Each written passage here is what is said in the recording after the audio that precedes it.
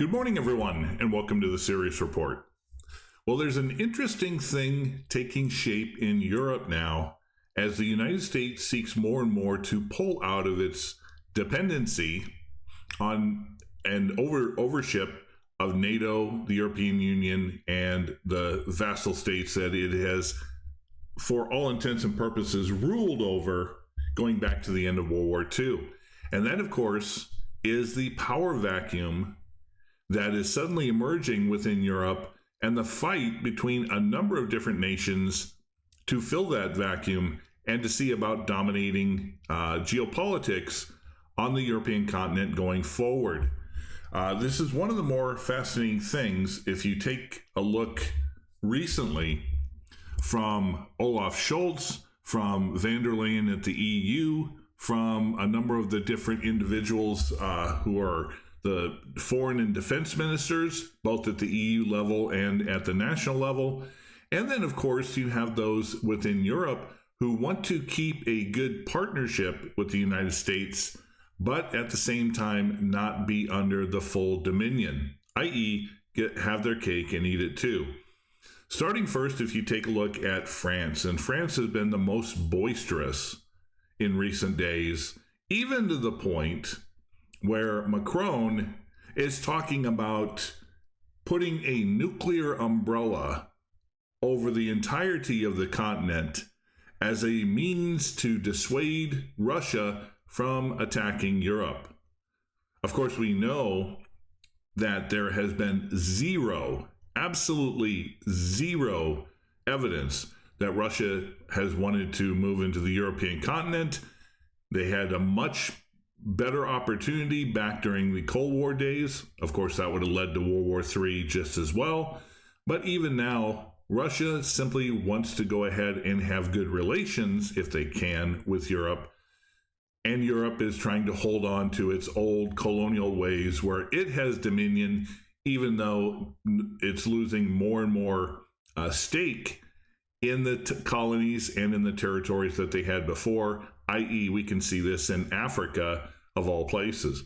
But with that being said, President Macron's declaration of flirting his country's nuclear umbrella over the continental allies shows that he's throwing down the gauntlet to both Germany and Poland for leadership of a post-conflict Europe. It's fascinating how this almost looks a little bit like what occurred after World War II, when Germany was the central posit, and the United States, where Germany was broken into four sectors, the United States had one, France and Britain had another, the Soviet Union had a third, etc. But outgoing German Chancellor Scholz has also thrown his gauntlet into the ring in an hegemonic manifesto back in December of 2022 that later took the form of what can be described as Fortress Europe, which refers to the German-led attempt to lead Europe's containment of Russia. This concept also requires Poland subordinating itself to Germany, which unfolded over the first half of last year, but then slowed as the ruling liberal coalition started taking a more populist nationalist approach towards Ukraine ahead of May's presidential election. This was brought on, of course, by Trump's return, and Poland is once again poised to become the U.S.'s top partner in Europe. And if you think about that, there is a lot of significance in this. We know that for years, for decades, the most important partners to the United States have been Great Britain, have been Germany, and up to a point, France, which in many ways has decided on occasion to go its own way, i.e. it's a NATO country, but it does not allow the United States to have military bases in its dominion. So it plays both sides of the fence. But Poland, of course, has animosities against both Russia and Germany and does not want to be under the thumb or dominion of either of them, and is more than happy to remain not a vassal, but a subordinate partner to the United States, and sees the opportunity to become that top partner in Europe going forward. Now, Poland's economy is the largest of all the EU's Eastern members. It now boasts NATO's third largest army, and it's consistently sought to be the US's most reliable ally. Last point of which works most in its favor is the transatlantic rift that is taking place between France, Germany, the UK, and the United States at this point. So it's definitely an opportunity that they have. Another in the Eastern Europe is the potential that the United States may seek Hungary. And Hungary is the opposite of Poland in many ways, because Hungary tends to have better than average relations with Vladimir Putin and with Russia.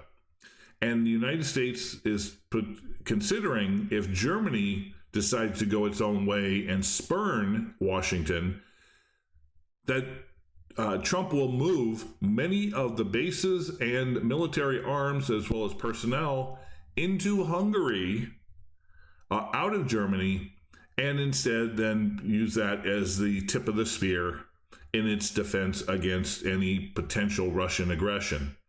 And Hungary, of course, you don't know exactly how they feel about that as of this point, but Hungary also can play mediator to both Russia and the United States, similarly to what we've seen going on in West Asia, where Saudi Arabia can be a great mediation point between the West and, of course, Eurasia, and eventually even perhaps Asia and China. So the big thing that's going on, of course, is that Europe is the breakup of NATO really represents the breakup of the old European Atlanticist cabal, where the United States, through Europe, was able to manifest its geopolitical and hegemonic policies. But at the same time, now it's almost similar to the end of World War II, where Europe was in ruins. We're not quite at that point, even though they are economically in a deep recession. And a lot of changes have to take place because of many of the dependencies that Europe had on Russian natural gas. Their industries are gone. The United States now is putting tariffs, wanting to look for America first. And Europe is suddenly getting the notion that they want to be Europe first. They want to be an equal partner on the global stage. But the question is who's going to rule? Now, Germany, of course, would be in lockstep with the European Union, with Brussels. And it would be, hey, meet the new boss, same as the old boss. Macron is le petit roi, little Napoleon, who thinks he's much bigger and much stronger than he lets on to be, but he's really only a yapping chihuahua. And of course, that leaves Poland. Now, Poland itself has been like those yapping chihuahuas during the probably the first half to 2/3 of this Ukraine conflict. But they are slowly starting to become more rational. And I think that's really what's important, because Trump does not want to deal with nations that are ideological and do not have peace as their primary goal in regards to foreign relations. But instead, if Poland can suck it up on their, I don't want to say hatred, maybe it does go that strong, their spite against Russia, if they can swallow some of that pride and work with the United States, knowing that the United States has their back, they might be able to be a good conduit and gateway for Europe to then again work with Russia going into the future. Now, the question in regards to all of this is, how is Europe planning to deal with China? Well, either way, just like Poland possibly seeking opportunity to get into the good graces of Washington, which nations are going to do the same for China? Because China, as opposed to a military protection, China has the potential to be able to help one or more nations on the European continent get out of its economic and financial malaise if they're willing to send in capital, and if these nations are willing to work with China rather than to castigate them, claim them as an adversary, and to put onerous regulations and threats like tariffs on them.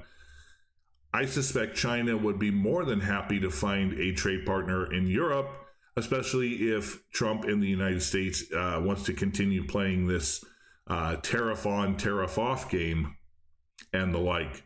Anyway, it's going to be fascinating to see because it's a fluid situation going on in Europe, but there is a power struggle, and it's almost like it's sitting at a debate going for whoever's going to take over leadership.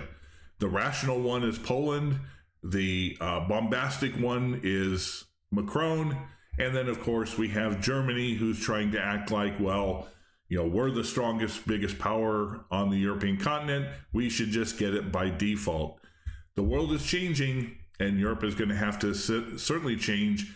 And I think this might have a lot going towards whether we see the European Union fall apart, NATO fall apart, and or what Europe does going forward, seeking partnerships with not just the United States, but also with multiple nations around the world, i.e., welcome to the potential of the multipolar world hitting Europe. Anyway, as always, I want to thank everybody for stopping by here at the Sirius Report community. Thank you for all of your support. Don't forget to like, share, subscribe, comment. Send this out to anybody you think it might be important to. And until the next time we get together, have a great day.